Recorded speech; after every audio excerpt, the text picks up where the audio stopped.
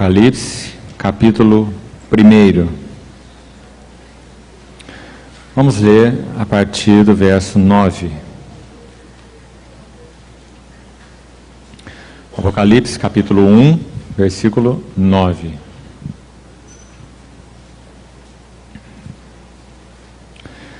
Eu, João, irmão vosso e companheiro na tribulação, no reino e na perseverança, em Jesus achei-me na ilha chamada Patmos, por causa da palavra de Deus e do testemunho de Jesus.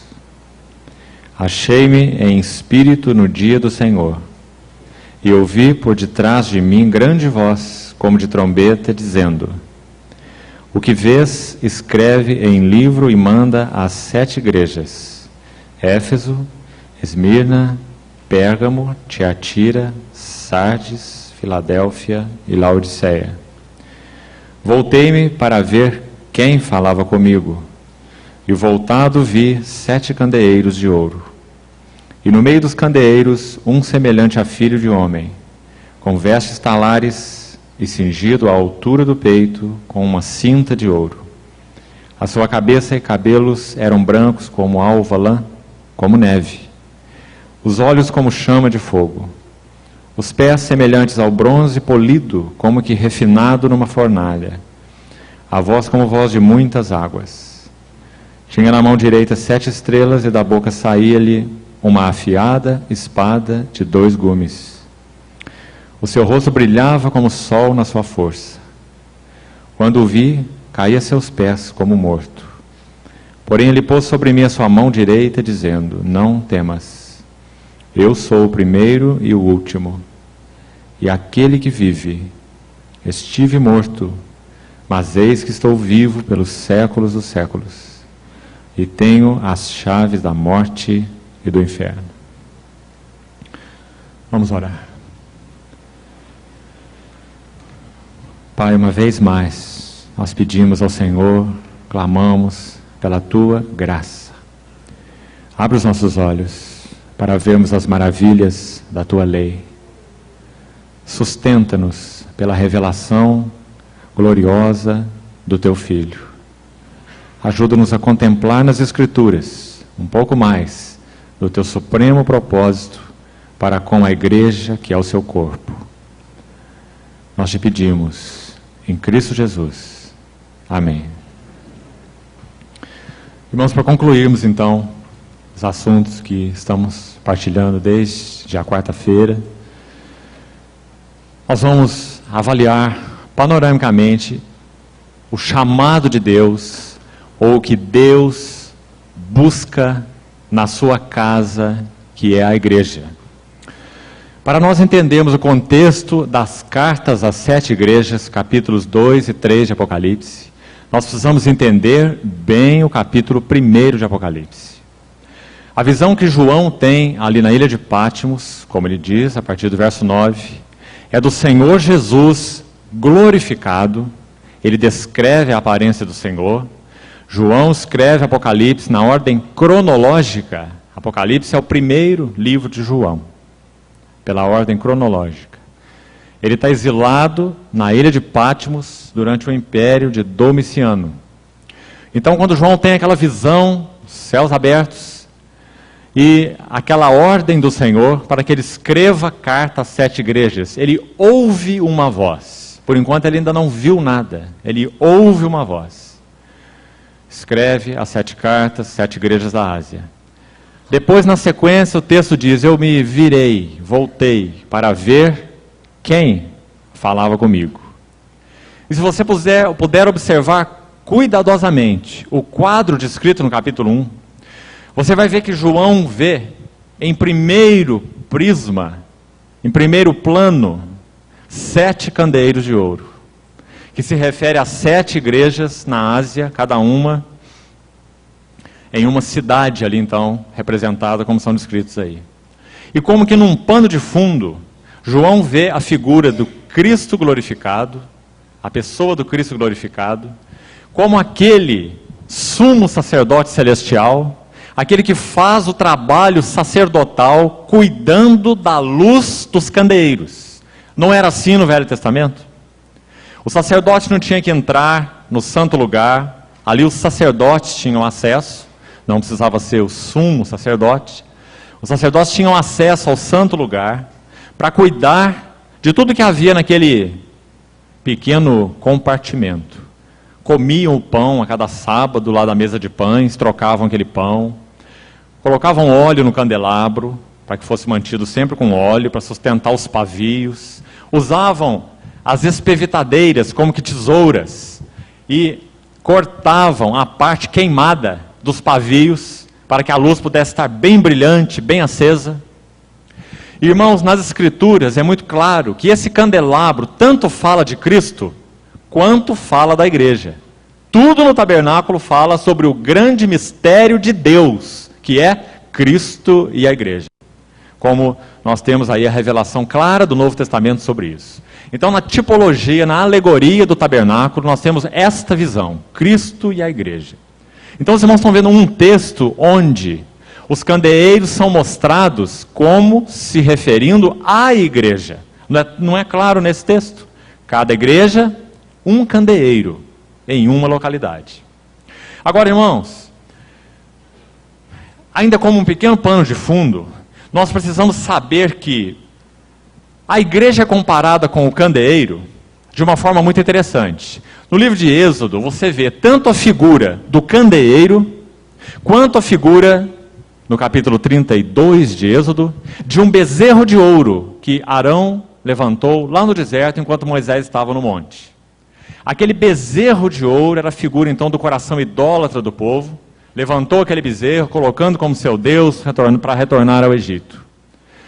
No meu entendimento, o candelabro, que foi erigido por ordem de Moisés, ele contrasta com o bezerro de ouro, no sentido de que o bezerro de ouro era aquele fruto da invenção e da idolatria humana, erguida como seu Deus. E o candeeiro é figura, em primeiro lugar, de Cristo, obra batida de um talento de ouro puro. O candeeiro não foi fundido. Até hoje, aquele Instituto do Templo, lá de Jerusalém, que tem procurado e tem feito o resgate, a restauração do templo, para aguardar o Messias, na concepção judaica, né, nos dias da sua revelação, eles têm tido dificuldades científicas, técnicas, em saber como essa peça tão gloriosa foi feita. Porque a palavra diz que Deus encheu, se não me engano, capítulo 28 de Êxodo, Deus encheu do espírito de inteligência e de sabedoria hábeis artesãos, que o Espírito de Deus então capacitou, para que eles fizessem esses utensílios tão gloriosos do tabernáculo.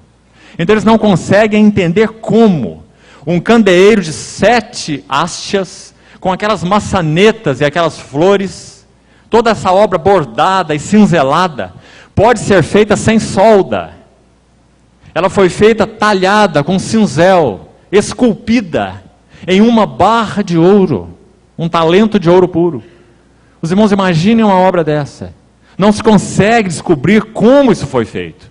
Então aqueles que estão tentando resgatar aí o templo, lá em Jerusalém, aquele Instituto do Templo, estão tendo dificuldades para a confecção de um novo candeeiro, já que o original foi perdido há muito tempo. Então, irmãos, a diferença entre o bezerro de ouro e o candeeiro é que o candeeiro foi talhado nessa obra de arte, o trabalho de Deus pelo cinzel, produzindo então essa peça tão maravilhosa para exalar essa luz. Mas o bezerro de ouro foi feito em um molde muito fácil.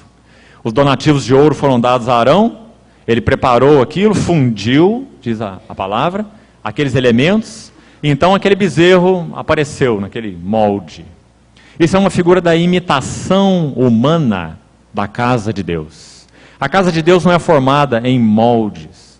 Não há nenhum molde que reflita as intenções de Deus para com a sua casa.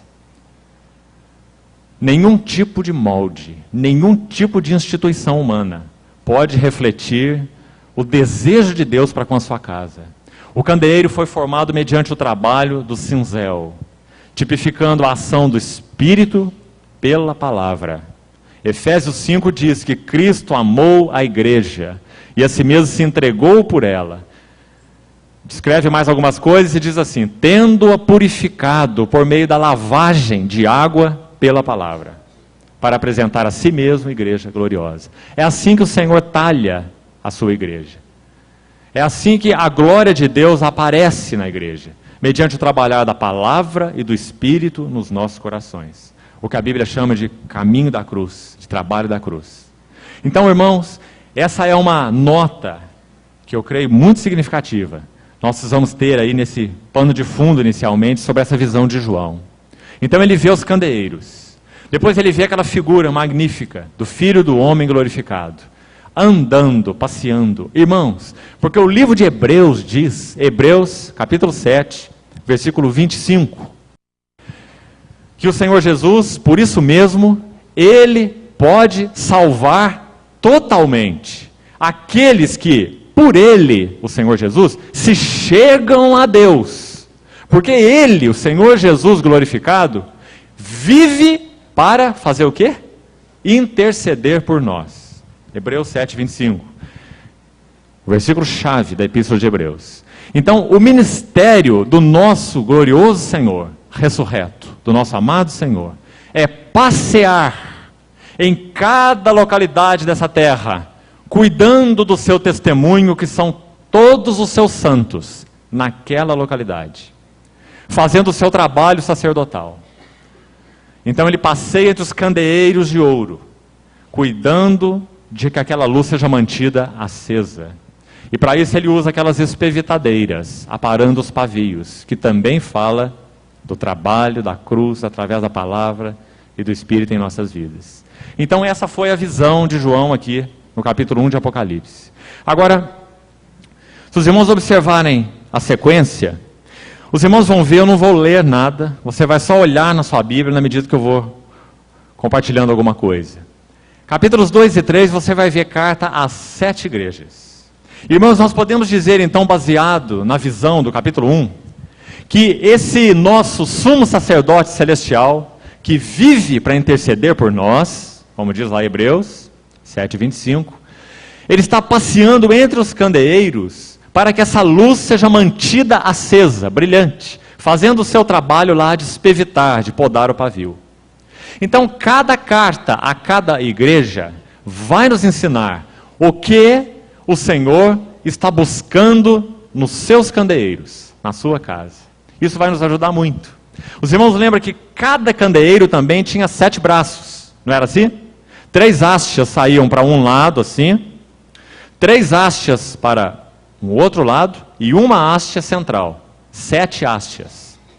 Então nós podemos dizer que cada haste, para cada candeeiro, ela pode ser identificada com os desejos do Senhor para cada cidade, para cada candeeiro.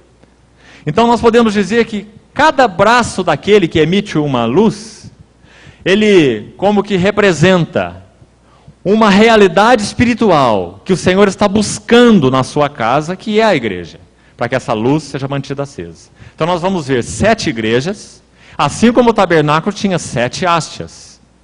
E no que concerne então a nossa história com o Senhor, como casa de Deus que nós somos, pela graça de Deus, chamados para sermos casa de Deus, nós vamos então poder aplicar a nós cada um dessas 7 coisas, realidades espirituais, que Deus busca na sua igreja em cada localidade. Não é questão apenas de que em Éfeso ele busca alguma coisa, em Esmirna ele busca alguma outra coisa, em Pérgamo ele busca uma outra coisa. Isso é um fato. Porque esses eram os pontos em que cada igreja precisava ser corrigida. Então em cada igreja ele busca algo, ele exorta de uma maneira. Mas nós também podemos dizer que cada aspecto derivado de cada igreja significa para nós as 7 realidades espirituais que o Senhor busca em cada igreja. Cada igreja deve resplandecer essas 7 realidades espirituais. Então eu quero dar para os irmãos 7 palavras que estão ligadas às 7 igrejas, para que depois você faça o seu estudo com relação a esse assunto. Então vamos ver primeiro a igreja de Éfeso. Irmãos, a igreja de Éfeso, mencionada em primeiro lugar, Éfeso significa desejável. Éfeso, mencionado em primeiro lugar, mais uma vez, estabelece o princípio. Porque tudo que vem primeiro estabelece um princípio. Sabe o que Deus busca em Éfeso? Todos nós sabemos. O que Ele busca em Éfeso? O primeiro amor, ou melhor amor. Então isso estabelece o princípio para tudo que Ele busca depois nas outras igrejas.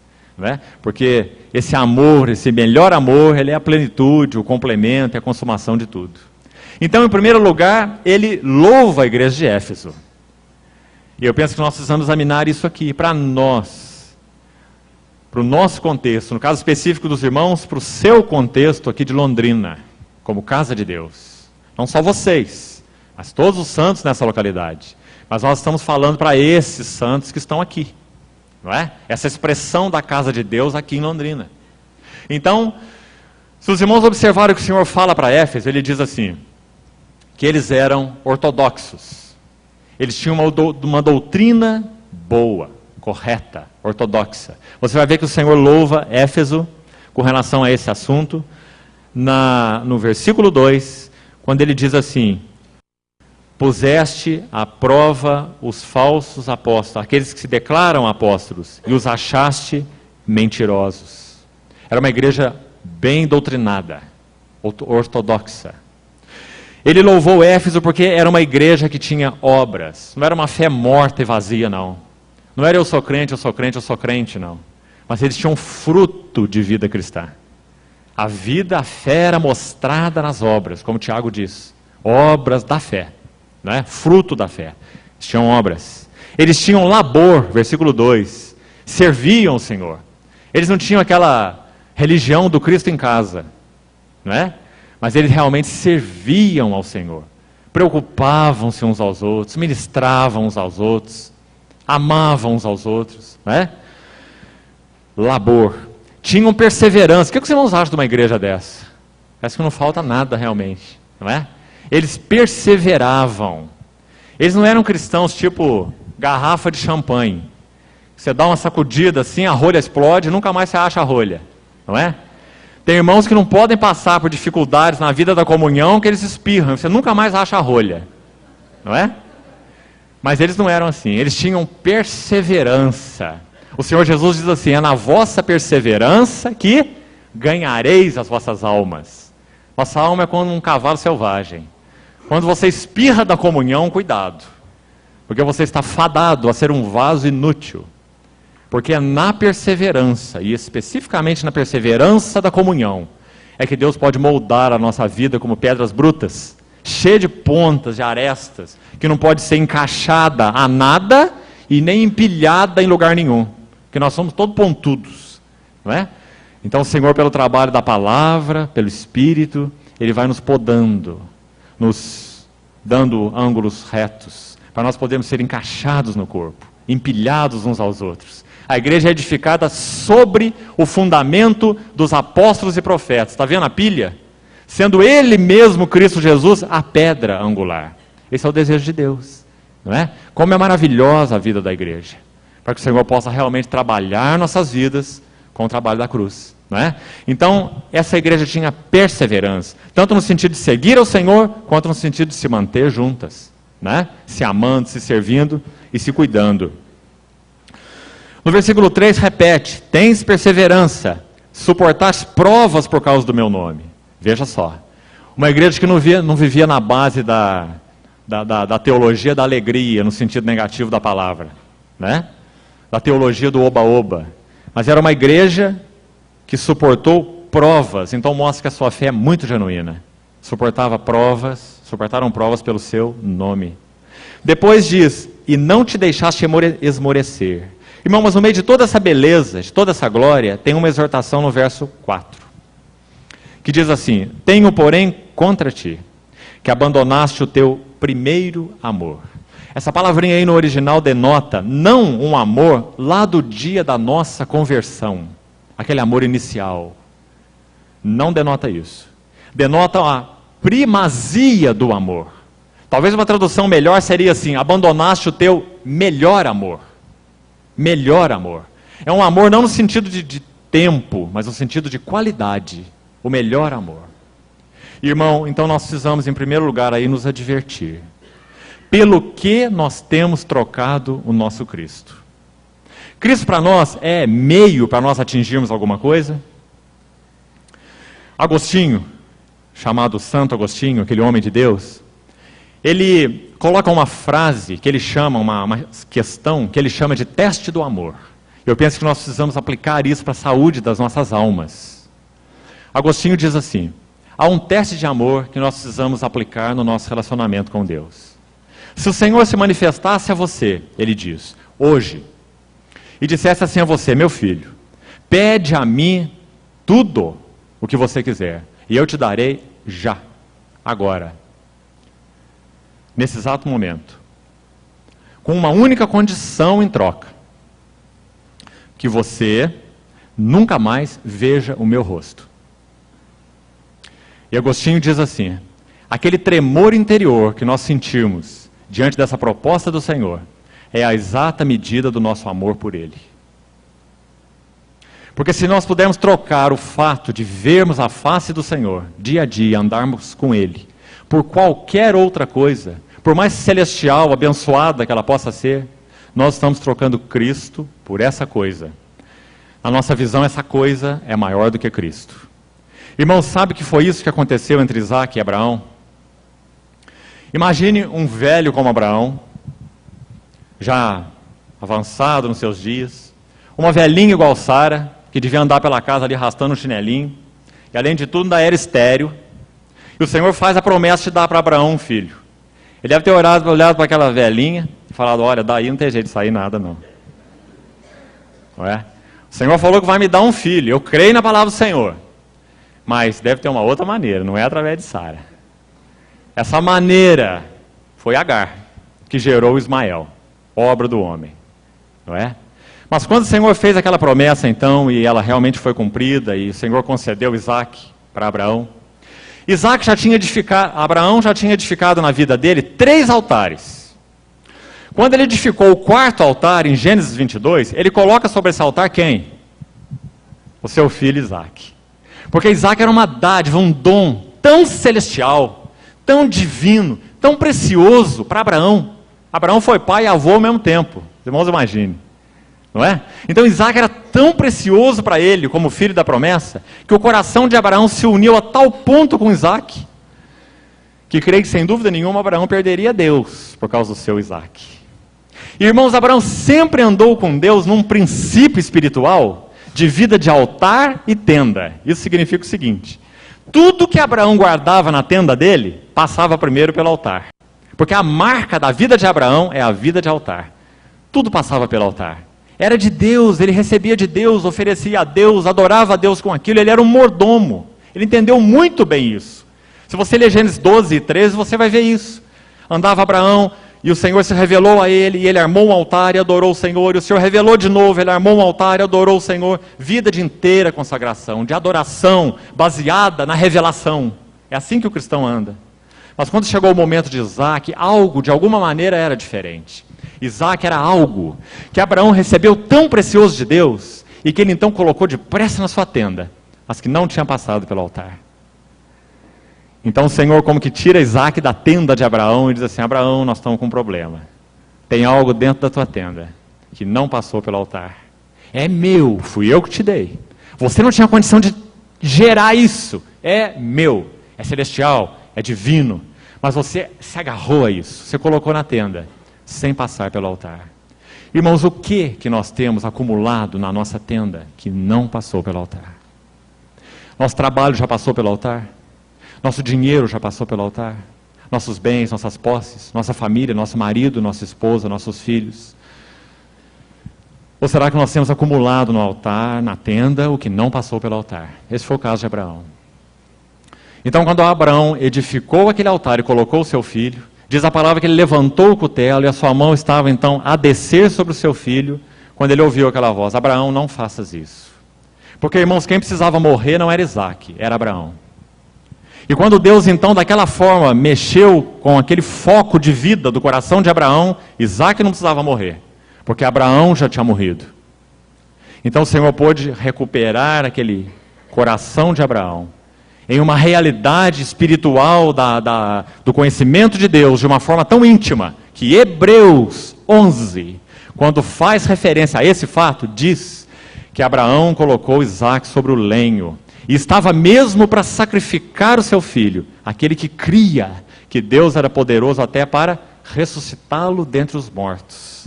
Por isso aquele cutelo ia descer mesmo sobre Isaque.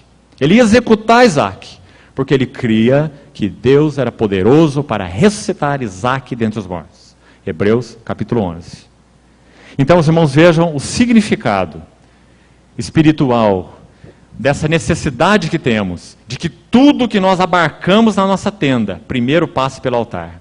E se está na tenda sem ter passado pelo altar, que o Senhor nos ajude a que tudo passe por lá. Pelo seguinte motivo: tudo que está na tenda sem passar pelo altar afetará o nosso relacionamento com o Senhor. O primeiro amor, o melhor amor. Nós vamos agarrar aquela coisa. Nós vamos agarrar a vida, nós vamos agarrar a bens, nós vamos agarrar a saúde, não é? Os irmãos já viram como é que nós cristãos ficamos, não é que com o mundo seja diferente, mas nós temos que tratar dos assuntos da igreja, não é dos assuntos do mundo, né? Então os irmãos já repararam como nós cristãos mal sabemos suportar uma dorzinha de cabeça? Quando a nossa saúde de alguma maneira é afetada, nós ficamos desesperados, não é? Nós mandamos aí um recado rápido para a igreja, para estar orando por nós, porque nós estamos aí com uma dor de barriga que tem 3 dias, está resistente, não é? Irmãos, nós temos uma dificuldade, não é? Em realmente sermos passados por essa prensa de Deus e aprendermos dele, conhecermos a ele, não é? Nós não somos estoicos, não, nem masoquistas. Nós não temos prazer no sofrimento, mas nós precisamos saber que Deus é quem mexe em nossas vidas, sim, para levar o que precisa ser levado para o altar, para que depois possa ser recolhido na tenda, não é? Então, irmãos, essa é uma necessidade. Tenho, porém, contra ti que abandonaste a primazia do amor. Eu queria me deter um pouquinho mais nesse ponto. Irmãos, Deus, quando nos fez como seres que nós somos, a nossa complexidade pessoal, né, psicológica, emocional, seres humanos, Deus colocou em nós, especialmente, 3 necessidades fundamentais que precisam ser supridas. Eu queria dar um pouquinho de material para você pensar, levar para casa, meditar. Deus nos colocou com uma necessidade premente de, em primeiro lugar, identidade. Identidade. Se nós não encontramos a nossa identidade em sermos filhos amados do Pai Celestial, e somente nisso, porque essa é a fonte da nossa identidade, nós seremos desesperados, viveremos uma vida desesperada, buscando identidade em outras coisas. Os irmãos concordam com isso? Por que será que quando nós conhecemos uma pessoa, nós ficamos, de certa forma, preocupados rapidamente em saber o que ela faz, no que ela trabalha? Você já pensou nisso? Porque nós ligamos a identidade da pessoa ao que ela faz, e não ao que ela é. Então aquele lá é o médico, o outro é o advogado, o outro é o desembargador, o outro é o não sei o quê. E normalmente nós queremos saber o que a pessoa faz para a gente tentar calcular quanto de dinheiro ela tem na conta bancária. Dependendo do que ela faz, você já sabe qual que é o cifrão dela. É assim que nós damos valor às pessoas. Mas não é assim que o Senhor avalia. Então a primeira fome da nossa alma é fome de identidade. Irmãos, e nós só podemos encontrar essa identidade na face do nosso Pai. Colossenses 3 diz assim: vós sois eleitos de Deus, santos e amados. Essa é a nossa identidade, ponto final. Então a próxima vez que alguém perguntar, quem que é você? Você fala assim, eu sou filho do Pai Celestial. Essa é a sua carteira de identidade. Agora, isso é uma palavra vazia, se simplesmente for uma regra de conduta, não é? Isso é uma realidade espiritual, irmãos.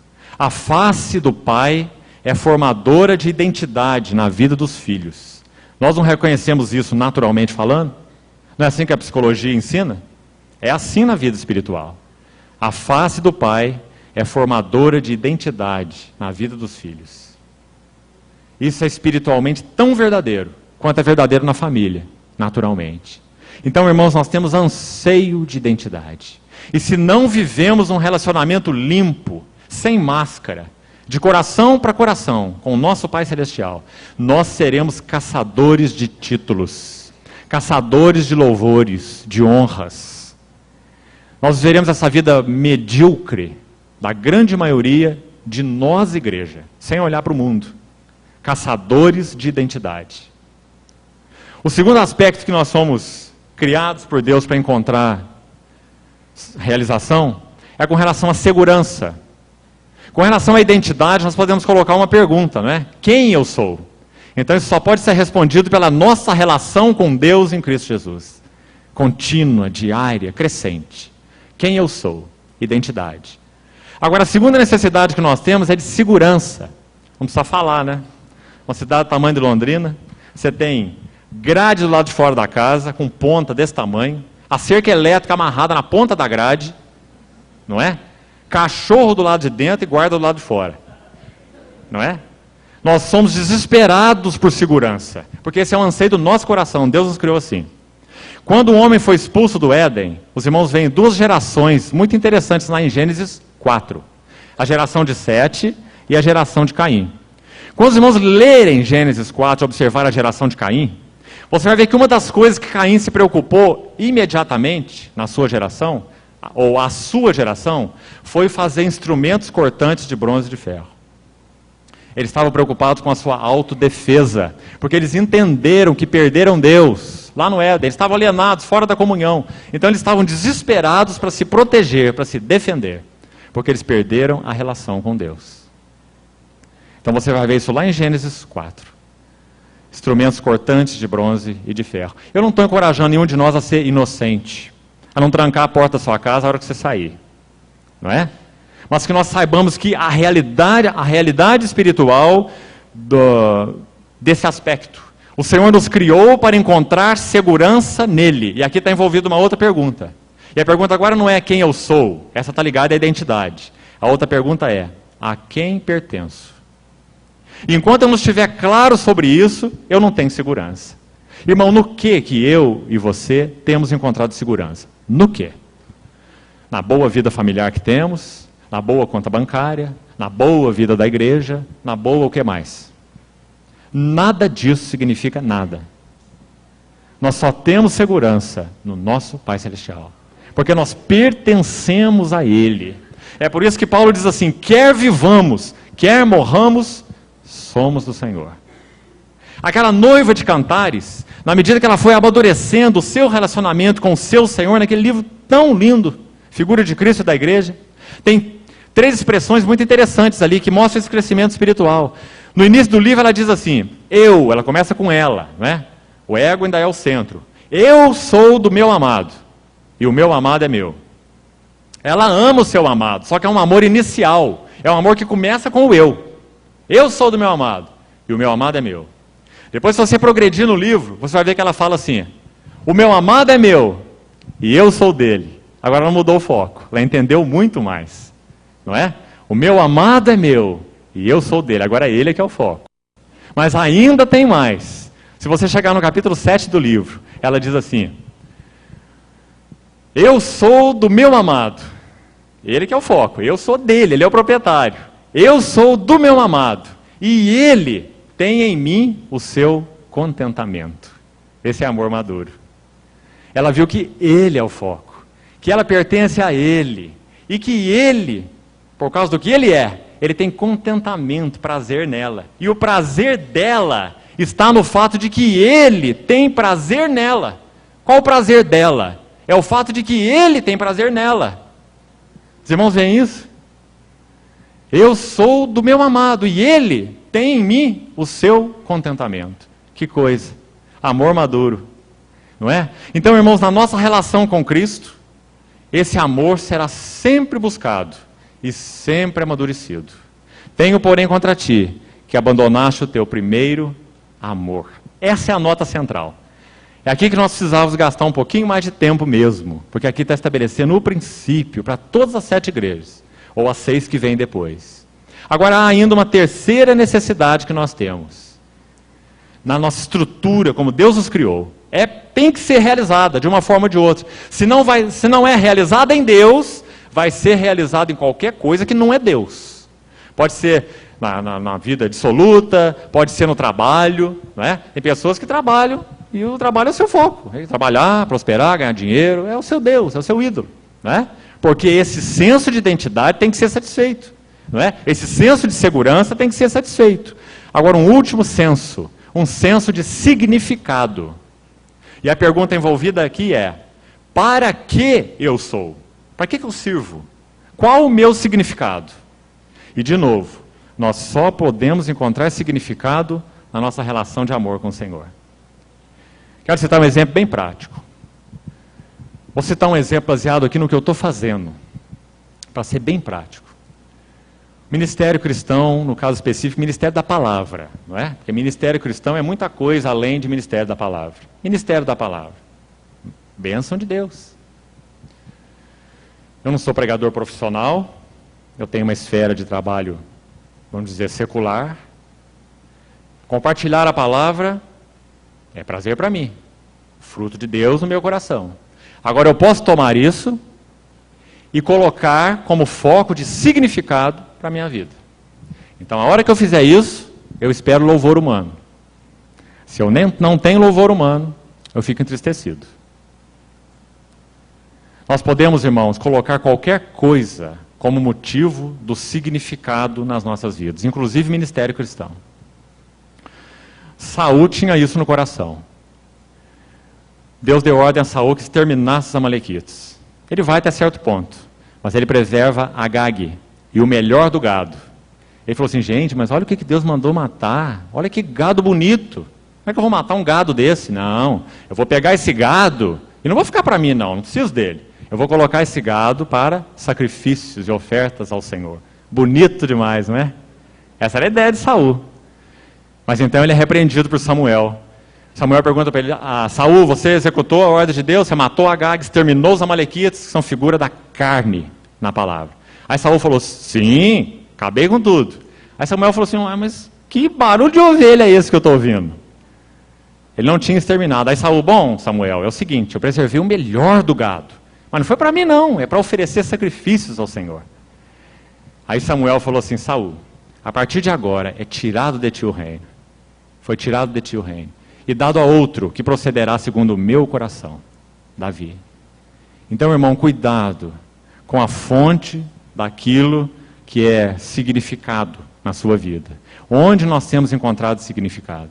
No nosso relacionamento com Deus? Esse para quê da nossa vida tem a resposta no quê? Para que eu sirvo? Para isso, para aquilo, para aquilo? Ou eu entendo que eu sou chamado para andar com Deus, para que a imagem do seu Filho seja formada em mim, exerço um trabalho segundo a vocação que Deus concedeu a cada um de nós, e esse tipo de trabalho então reflete a pessoa gloriosa do Senhor, porque está subordinada a essa vocação maior, vocação celestial. Então, essa repreensão à igreja de Éfeso é muito significativa, porque toca realmente esferas práticas do nosso coração, para que o Senhor recupere a sua luz, a sua glória na sua casa. Lembra que esse assunto do amor aqui está ligado ao trabalho sacerdotal, o sacerdote com a sua tesourinha, aparando os pavios. Foi isso que João viu, não é? A visão dele no capítulo 1. Ele está andando no meio dos 7 candeeiros e cuidando para que aquela luz fique acesa. Tudo que afeta esse amor, apaga essa luz. É assim que nós precisamos ver. Agora nós vamos passar mais rapidamente pelos outros 6 itens, para que você depois faça o seu estudo e medite sobre isso. Quando o Senhor escreve agora a igreja em Esmirna, se para Éfeso a palavra ou a busca do Senhor na sua casa, que é a igreja, é primazia de amor, o melhor amor. Qual é a busca do Senhor em Esmirna? Se você ler o verso 10, vai ficar muito claro, final do verso 10. Você vai ver que a palavra para a igreja de Esmirna é fidelidade. Que o Senhor está buscando em Esmirna e buscando em nós, na sua casa, que é a igreja, além de amor, fidelidade. Sermos fiéis a Ele, comprometidos com Ele. Essa palavra fiel, da raiz fé, não é? No original, significa estar unido, unido. Fé é adesão, Fé é união. Fé é estar com. Fidelidade. É a palavra para a igreja em Esmirna. Andar com Ele, fiéis a Ele, unidos a Ele. Não negociarmos verdades de Deus. Não negociarmos princípios de Deus. Nós criarmos filhos segundo os princípios de Deus. Trabalharmos segundo os princípios de Deus. Fidelidade. Será que nós temos sido fiéis como igreja? Nos princípios de Deus para com a sua casa? Ele busca isso nas igrejas. Na sua igreja. Para que a sua luz possa ser clara, resplandecer. Palavra para a igreja em Pérgamo. Muito interessante essa palavrinha, Pérgamo. Esmirna é derivada da palavra mirra, que aponta para sofrimento. É uma igreja sofredora, Esmirna. Pérgamo, essa palavrinha significa união ou casamento, eis o casamento. Pérgamo era uma igreja casada com o mundo. Se você ler, a gente não vai ter tempo de fazer isso, nós vamos focar só os assuntos centrais, você vai ver que Pérgamo era uma igreja mundanizada. Por isso que quando o Senhor se apresenta a ela, olha o versículo 12. Apocalipse 2, 12. Ao anjo da igreja em Pérgamo escreve: essas coisas diz aquele o quê? Que tem uma espada afiada de 2 gumes. Isso não te lembra o livro de Hebreus? Hebreus 4, 12. A palavra de Deus é viva e eficaz. A palavra de Deus. E mais cortante do que qualquer espada, de 2 gumes. Você precisa juntar um texto com o outro, né? E penetra até o ponto de dividir alma de espírito, juntas e medulas. E é apta para fazer o quê? Discernir. Não o que você fala, não a maneira como você vive, isso é externo, irmão. Isso pode ser puramente religioso. Bonito pelo lado de fora, invernizado, sepulcro caiado, não é? Ou hipócrita, como a palavra no original significa, né? Um ator, aquele que representa. Então o Senhor diz que Ele não julga isso, não. Ele não julga o lado de fora. Mas a palavra de Deus penetra para discernir os pensamentos e propósitos do coração. Isso é Hebreus 4,12. Não é isso? Então o Senhor está se apresentando a Pérgamo assim, os irmãos estão vendo? Porque Pérgamo é uma igreja casada com o mundo. O que o sumo sacerdote tem que fazer ali? Usar a espada afiada de 2 gumes para separar a igreja do mundo. Será que nós não vivemos dias de Pérgamo nos nossos dias também? Será que a igreja não tem importado princípios, valores do mundo de tantas maneiras? Será que o nosso coração não tem sido um coração mundanizado? Pérgamo, aquele que tem a espada afiada de 2 gumes. O que o Senhor busca em Pérgamo então? Vamos usar uma palavra para Pérgamo: separação. Nós tivemos 3 dias ali reunidos, quinta, sexta, sábado, falando sobre a restauração. E ali, uma das verdades que nós tocamos foi essa: separação, os muros de Jerusalém. Separação, muros, separação do que está fora, unidade do que está dentro. A casa de Deus tem que ter muros. Do contrário, nós somos expostos. Nossa maneira, nossos princípios, nossos valores se assemelham ao mundo. Que diferença há? Irmão Martin Lloyd Jones, esse homem de Deus tão precioso, creio que muitos aqui conhecem das suas literaturas, aquele ministro de Westminster, né, sucessor de Campbell Morgan. Ele diz assim num dos seus escritos: o que impede a grande maioria dos pecadores a virem a ser atraídos pela vida dos que estão na igreja, na casa de Deus, o que impede os de fora, resumindo, a entrarem para a realidade da igreja, é a cara dos que estão dentro. Não significa que você vai colocar no seu rosto aquele sorriso comercial, né? Que vai assim de orelha a orelha, né? Como se o cristão fosse essa coisa esquisita aí. Não é assim. Mas é uma alegria pela vida de relacionamento com o Senhor, que flui através do que somos. Pode ser até de um rosto sério, né? Nós não somos hiena, não. Hiena é que ri 24 horas por dia. Não é? E come coisa da pior espécie, mas come e ri. Não é? Come só porcaria, mas come e ri. Nós não somos hienas. A palavra de Deus no Salmo 104, 15. Você quer abrir esse texto? Salmo 104, 15. Olha que maravilha esse versículo. Esse versículo diz assim: ele está falando dos cuidados de Deus para com Israel. Aí, esse salmo diz que Deus concede a Israel 3 coisas aí. Veja que bonito versículo. Salmo 104, 15. Lá diz assim: o vinho que alegra o coração do homem, o pão que lhe sustém as forças, E o azeite que lhe dá brilho ao rosto. Essas coisas falam do nosso Cristo, do nosso relacionamento com Cristo, pelo Espírito, não é? O vinho que lhe alegra o coração. Não é uma alegria circunstancial, é uma alegria embutida, profunda, que circunstância não pode mexer, doença não pode mexer, adversidades não podem mexer, porque é uma alegria profunda, ela tem uma fonte lá no Espírito. Carta de Paulo aos Filipenses, ele trata toda a carta desse assunto, não é? Aprendi a viver contente em toda e qualquer situação. É esse tipo de alegria. Tanto sei ser honrado como humilhado, fome ou escassez, tudo posso, na união com aquele que me fortalece. É isso que ele diz lá, não é? Então esse texto diz, o vinho que alegra o coração do homem. O pão que lhe sustém as forças, Cristo é o nosso pão, não é? E o azeite que lhe dá brilho ao rosto. Então, irmãos, essa é, em figura, as realidades espirituais do nosso Cristo, para nós que com Ele relacionamos. Então, essa separação, ela precisa ser expressa na casa de Deus. Separação de tudo que não é Deus e separação para Deus, para sermos edificados como casa de Deus. Próxima igreja, Tiatira. Próximo braço do candeeiro, Tiatira. Tiatira, a palavra no original significa sacrifício de perfumes. Se você ler sobre essa igreja, você vai ver que a palavra relacionada a ela seria submissão. É uma igreja que tem um ensino dela, um ensino próprio, um ensino de si mesmo. Ele resume aí na passagem, citando essa profetisa Jezabel. Nós podemos dizer que essa igreja é uma igreja que se baseia no, digamos assim, ensino da mulher. Não é? É um ensino da própria igreja, para a igreja sobre a igreja. Talvez tipologicamente falando, essa igreja tipifique o sistema católico romano, onde a autoridade da instituição suplanta a autoridade das escrituras. E quem sabe muito do sistema chamado protestante, ou evangélico, se você quiser. Em muitos contextos evangélicos, a autoridade da Bíblia está subordinada à autoridade da instituição. E quando isso acontece, irmãos, como aconteceu na Reforma, qual foi a verdade que, acima de tudo, os reformadores defenderam?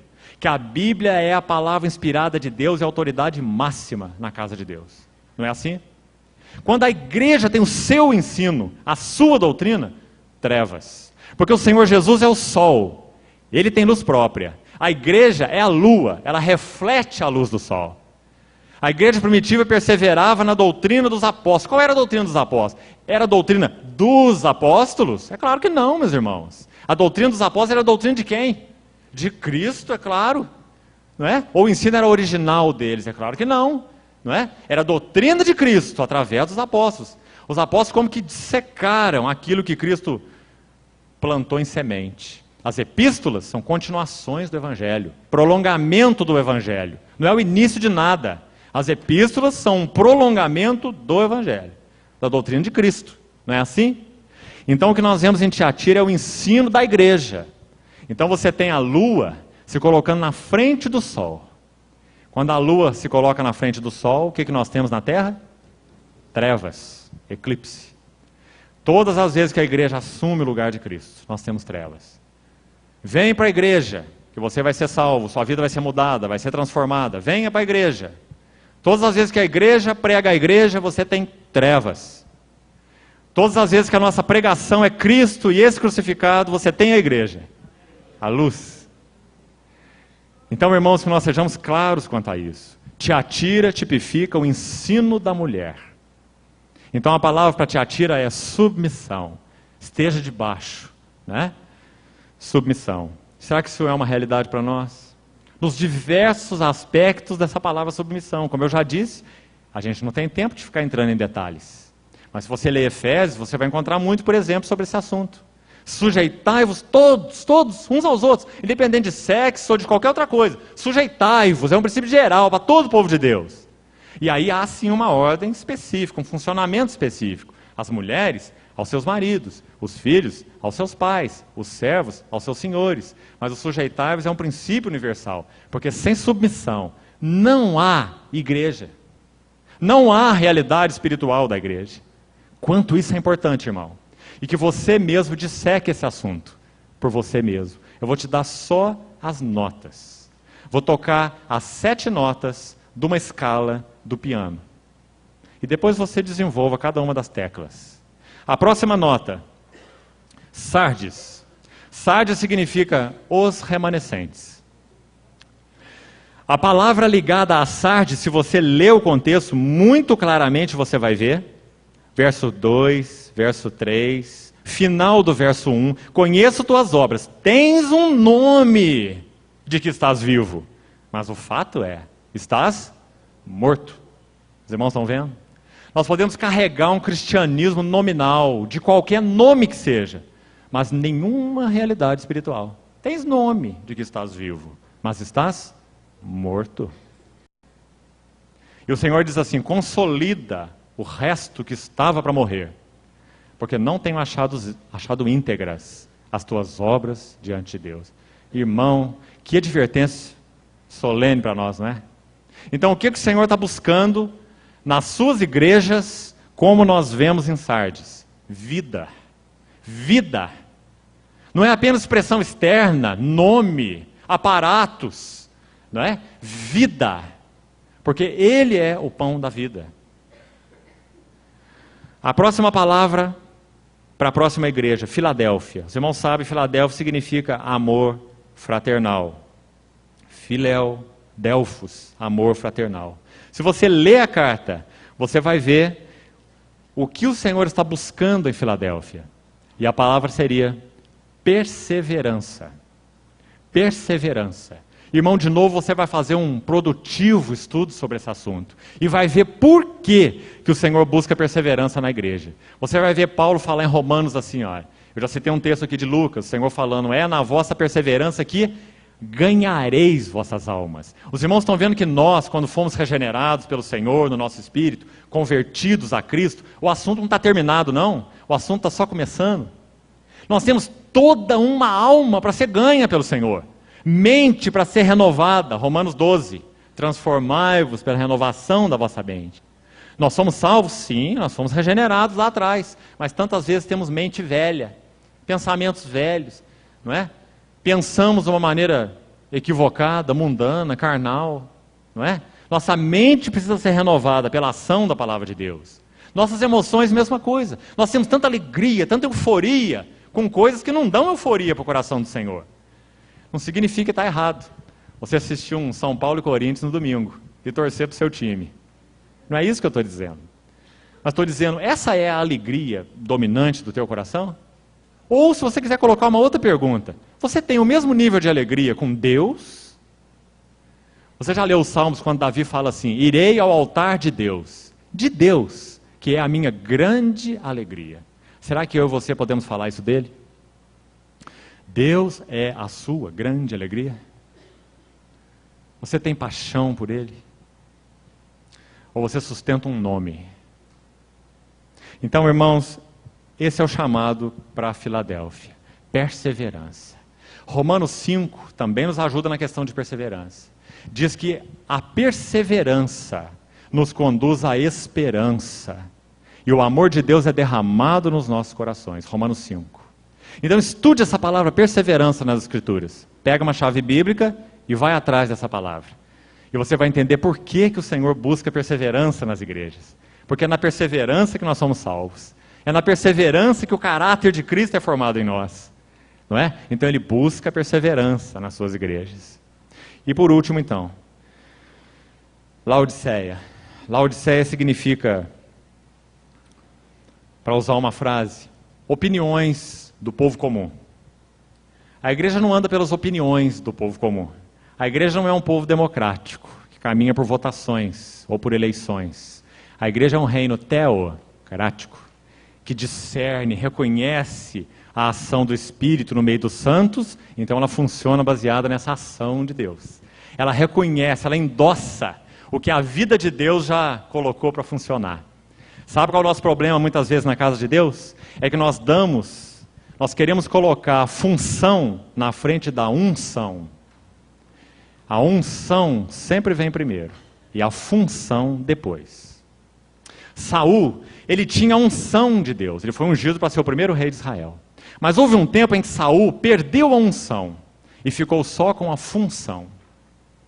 E chegou um tempo em que Davi já tinha a unção. Samuel já tinha ungido a Davi. Davi tinha a unção. Mas Saul ainda tinha a função. Lembra? E Davi, que tinha a unção, esperou aquele tempo de Deus, até que Deus tirasse do trono aquele que só tinha a função, mas não tinha mais a unção. Esse era Saul. Então chegou o momento de Deus, e ele tirou Saul do trono, e colocou Davi agora na função de rei, porque ele já tinha sido ungido rei. Irmãos, na vida da igreja nenhuma estrutura serve para nada, a não ser que aquela estrutura seja fruto da vida de Deus em nós. Aí sim, claro que nós temos que ter estrutura. Cuidado como você vê essas coisas, não é? Muitas vezes a nossa concepção da casa de Deus, na verdade, é uma bagunça. Não é a casa de Deus, é uma bagunça, é uma desordem. Não tem nada, não tem governo, não é? Não tem ordem no culto, não tem nada. Isso não é a casa de Deus, isso é uma bagunça. Não é isso que eu estou dizendo. Mas na ordem de Deus, a vida gera, ou deve gerar, vamos chamar de a estrutura. Como deve, digamos, funcionar o culto? Qual é, quem sabe, a melhor maneira da gente fazer isso ou aquilo? Servir. Tem que ser fruto da vida. Quando você vai reconhecer a função ou lugar, quem sabe, de algum irmão no corpo de Cristo, aqueles que são incumbidos disso, o governo chamado da igreja, a liderança da casa de Deus, o presbitério, como que ele deve reconhecer isso? Por esse princípio. O que é a unção de Deus? A vida de relacionamento com Deus tem levado aquele santo, aquele irmão, ou até mesmo aquela irmã, dependendo da função, a fazer. Se a unção, a vida, a graça tem trabalhado na vida daquele irmão daquela forma, isso tem o entendimento, o respaldo, a testificação do Espírito na vida daqueles que já estão andando mais à frente para poder reconhecer isso, porque é para isso que serve a liderança na casa de Deus, senão para que ela serve? Então, se esses irmãos reconhecem isso pelo testemunho do Espírito na vida daquelas pessoas, então aquela unção é reconhecida e a função pode ser dada. Olha, você realmente é verdadeiramente um diácono na casa de Deus. Então nós queremos oficializar essa tua função diaconal. Porque você é uma pessoa que serve os irmãos. Você é um diácono na casa de Deus. Deus te fez um diácono. Você não foi eleito diácono por homens. Você funciona pela vida de Deus. Então, irmãos, quanta necessidade nós precisamos de, quem sabe, regular algumas coisas nesse assunto. Nós passamos, me permito dizer isso, os irmãos, nós tivemos que passar uma peneira de Deus nesse assunto, na nossa situação e localidade ali de São Lourenço. Porque é o caminho do Senhor. É assim que Ele faz. Abra a Bíblia e você vai ver. A vida edifica vamos colocar entre aspas, estrutura. Como ela deve funcionar. Ela responde à vida. Se em algum momento a vida virou para o outro lado, joga fora aquela estrutura. Não está servindo a vida, vai servir para quê? Você vai deixar em pé aquele andaime quando o prédio já está pronto?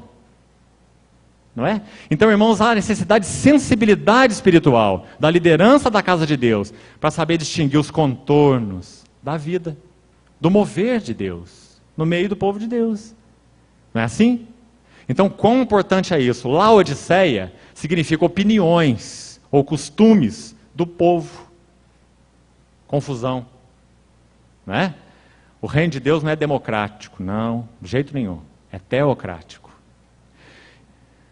Qual seria a palavra para Laodiceia, então, para nós terminarmos?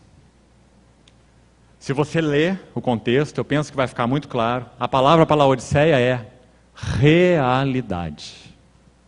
Realidade. Se você quiser a realidade espiritual. Você vai ver uma coisa impressionante. Você vai ver uma igreja descrita no verso 17, ela olhando para ela. Quando a igreja olha para si mesma, irmão, o problema está criado. Quando a igreja olha para a igreja, ela olha para ela e ela vai emitir o seu conceito. Estou rico e abastado. Não preciso de coisa alguma. Esse é o conceito dela sobre ela. Mas o conceito de Deus é: não sabes que tu és infeliz. Há uma outra tradução que diz desgraçado, ou sem a graça. Infeliz. E pior do que ser infeliz é não saber que é infeliz. Não é? O Senhor está dizendo que ela não sabia que era infeliz. Sim, miserável, pobre, cego e nu. E o verso 18, muito interessante. Mostra que esse caminhar, esse desenvolvimento de um relacionamento mais significativo com o nosso Senhor, ele tem um preço. Não é troca, não é barganha.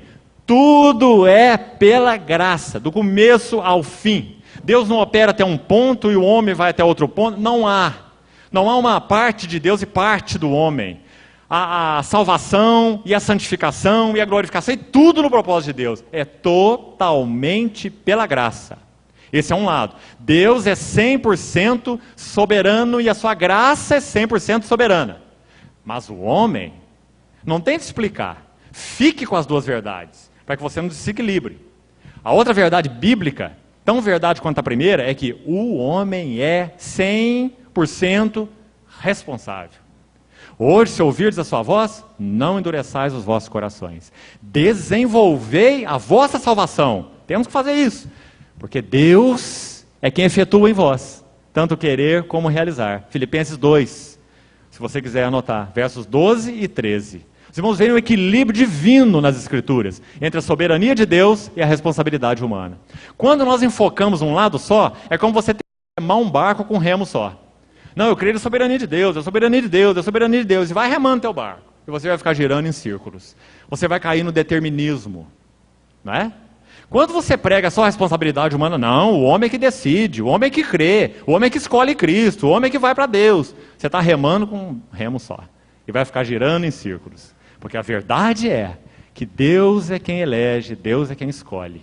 E a outra verdade é, o homem tem que responder à graça de Deus. Quem quiser, venha. O Evangelho não apela para a vontade humana? Quem quiser, venha e beba de graça. O Senhor olhou para os fariseus e falou assim, vós não quereis vir a mim para terdes vida. Ele está repreendendo a vontade deles. Vós não quereis vir a mim e sois responsáveis por isso. Se nós cairmos no extremo da ênfase unilateral na soberania de Deus, você vai dizer que o responsável pela hipocrisia dos fariseus é Deus. Não é assim? Não, responsáveis são eles mesmos. Eles não querem. Então, irmão, não tente explicar e nem entender. Você não vai conseguir. Mas fique com as duas verdades. Eu vou citar para você uma definição. Os irmãos me perdoem se eu estou alongando um pouco. Eu não quero cansar os irmãos. Quero tentar ajudar os irmãos. Eu vou citar uma definição para os irmãos. Tá. Citar devagar que ele quer escrever. Eu vou citar para os irmãos uma definição de Jonathan Edwards, um dos mais consistentes homens de Deus de toda a história da igreja. Qualquer coisa que você encontrar em qualquer lugar, em inglês, em alemão, em chinês, em japonês, escrito por Jonathan Edwards, compra rápido, porque é o supra-sumo. Jonathan Edwards. Ele define assim a graça eficaz. Eu vou devagarzinho para você prestar atenção. Como que ele define a graça eficaz? Deus é soberano, Ele opera o que Ele quer no coração do homem, mas o homem, como eu falei, é 100% responsável. Então vamos ver Jonathan Edwards definindo, quem sabe, esse equilíbrio entre a soberania de Deus e a responsabilidade humana. Ele diz assim, na graça eficaz, eu vou falar um pouquinho mais rápido, depois eu repito, tá bom? Só para vocês terem a frase toda na mente aí. Na graça eficaz, Deus não faz uma parte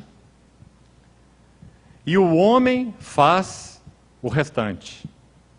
Na graça eficaz, Deus não faz uma parte e o homem faz o restante.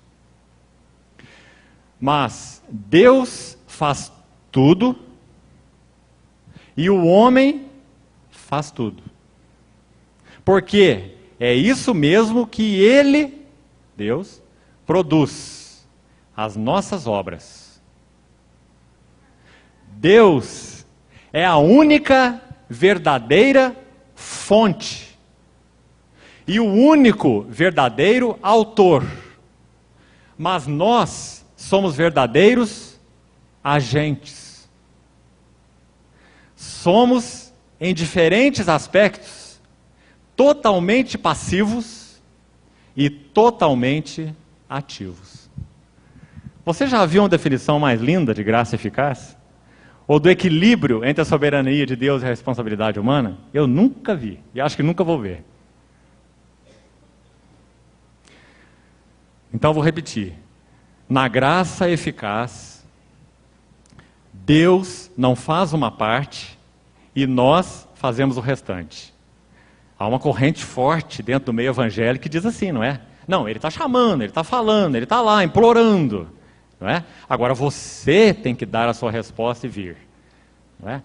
Ambas coisas são verdades. Ele chama pela palavra do evangelho, o homem tem que responder, mas você não vai dividir essa obra ao meio, não. É Deus quem entra naquele homem, rompe a obstinação, para que ele possa então responder, eu quero Cristo. Eu vou a Ele. O que nós chamamos de decisão por Cristo. Essa decisão tem algo prévio. Deus trabalhou naquela alma. Não é? Senão não podia decidir nada. A única coisa que o homem decide é pecar. Nós somos pecadores e amamos o pecado. Né? Então, na graça eficaz, Deus não faz uma parte e nós fazemos o restante. Mas Deus faz tudo e nós fazemos tudo. Porque é isso mesmo que Ele produz, as nossas obras. Deus é a única verdadeira fonte e o único verdadeiro autor. Nós não somos fonte de nada, autores de nada. Ele é que é. Aí ele equilibra dizendo, mas nós somos verdadeiros agentes. Somos em diferentes aspectos totalmente passivos e totalmente ativos. No aspecto da soberania de Deus, somos totalmente passivos. No aspecto da soberania humana, somos totalmente ativos. Então, irmão, essa é a linda definição desse homem de Deus, para nos ajudar nesse assunto. Né? Então, por que eu estou citando isso? Vou fazer um comentário aqui para a gente encerrar.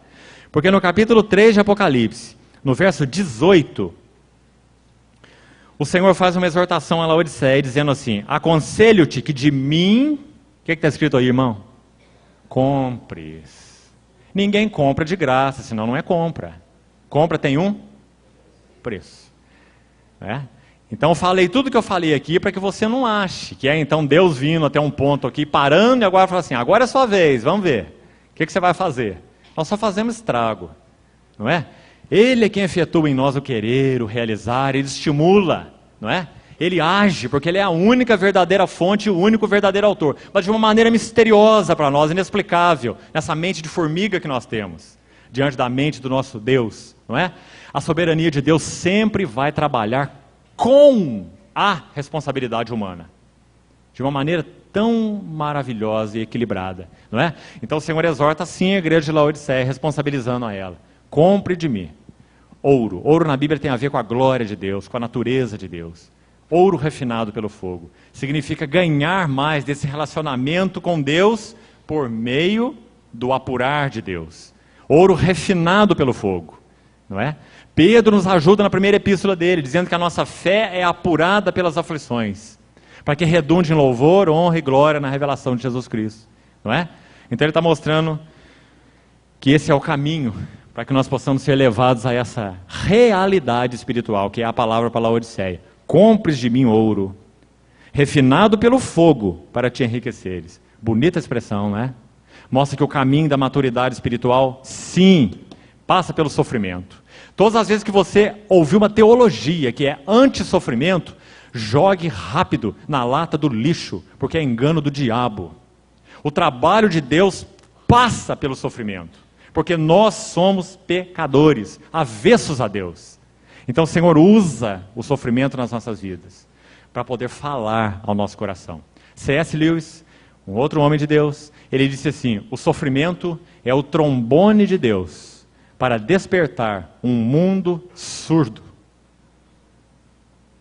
Então, aconselho que de mim compres ouro refinado pelo fogo para te enriqueceres, vestiduras brancas para te vestires. Fala de conduta santa, vestiduras brancas, conduta santa. E por último, e colírio para ungires os teus olhos a fim de que vejas. Quero terminar com essa frase.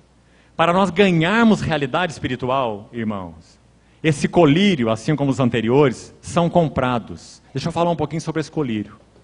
Às vezes nós achamos que visão espiritual cai do céu. Você não tem sido atraído por Cristo? Não tem. Você tem vivido a sua vida aí como um polvo, né? Tem tentáculo tentando agarrar em tudo que aparece na frente, não é? Uma vida dividida, confusa. Aí nós achamos que, de repente, nós estamos lá na nossa casa, quem sabe orando ou não orando, e a visão celestial vem e cai no nosso colo. Isso é misticismo, e só misticismo, mais nada. Porque visão celestial tem um preço. O Senhor olhou para a Laodiceia e diz: compra de mim colírio, para que você veja a vergonha da tua nudez. Não é? Então, meu irmão, como que nós compramos visão espiritual? Usando a figura. Num relacionamento com Cristo, de tal forma que o preço do discipulado seja calculado e pago por nós. Em Lucas 9, o Senhor nos ajudou isso. Ele compara a vida cristã a uma construção de uma torre. Ele diz assim: você empenhou construir uma torre. Veja, ele está apelando, como eu falei, para a responsabilidade humana. Mesmo ele sendo 100% soberano. É ele que vai nos chamar, ele nos ama, vai nos estimular, vai nos dar desejos. Vai nos dar desejos por ele, é ele que vai dar. Se ele não der, ninguém tem desejo por ele. Ele efetua em vós tanto o querer como o realizar. Mas agora ele está apelando para a nossa responsabilidade. Lucas 9, as teclas têm que ser equilibradas. Então ele diz assim: se você vai construir uma torre e não se assenta primeiro e calcula o custo, você pode passar vergonha.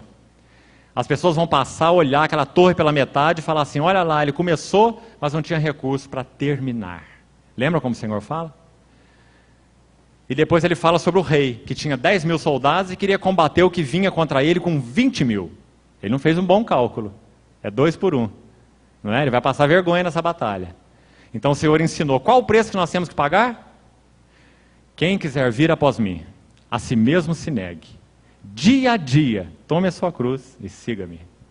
Nos abrirmos à ação desse trabalho da cruz, que nós procuramos explicar o que significa nesses dias com os irmãos. A ação da palavra de 2 gumes, a palavra viva de Deus, e a ação da providência de Deus nas circunstâncias, procurando então nos reduzir.